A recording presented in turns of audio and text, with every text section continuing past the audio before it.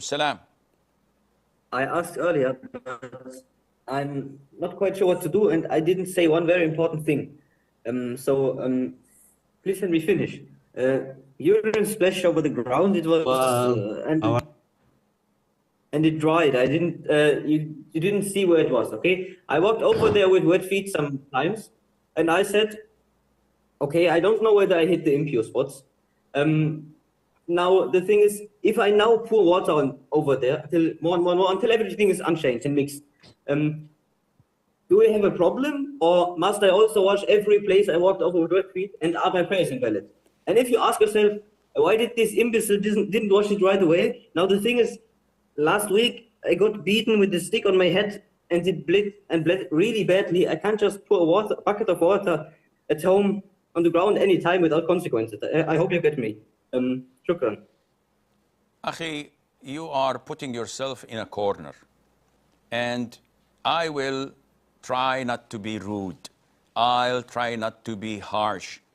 But sometimes, not sometimes, a lot of the times, OCD people must not be addressed in a soft manner because it only expands.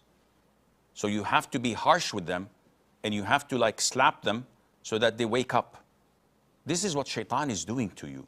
Now, you say there are splashes of urine on the ground. Why didn't you remove it?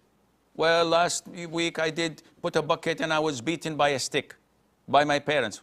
Why would your parents beat you with a stick until you bleed? Because you've done this a gazillion times and it's not working. You have a problem mentally. Now, if we assume that there are dried impurities on the ground, avoid the place where it took place. Oh, I don't know where it is, Sheikh. Estimate and try to guess. Well, it's here. Most likely it's here. Now, I'm not sure. It can be here, it can be here, but I believe to the best of my ability, this is the area. Avoid walking on it. Well, Sheikh, I did walk on it. See? You're the one who's doing this to yourself. And then you want an answer? What can I do? I'm not a magician. I cannot help you in this. Now, if you said, well, I walked on different places with wet feet.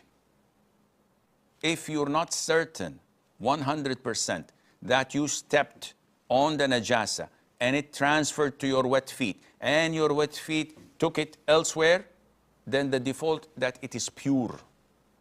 How could it be, Sheikh? Because you are not certain.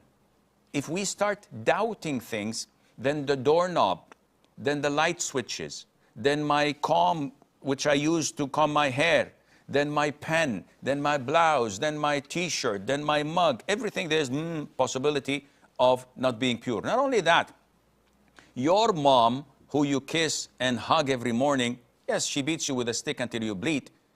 She might be not your mahram. How is this possible, Sheikh? She might have adopted you when you were young, when you were a child. She might not be your biological mother. No, Sheikh, I know she's my biological mother. Do you have a DNA test? No. Were you there when you were born? Did you witness it? No, but everybody says, Sheikh. So, is it certainty? Again, look how Shaytan messes up with your head. You open the door to Shaytan. You invite him in. You say to him, mess up with my head. It's a whole playground for you. Take your time.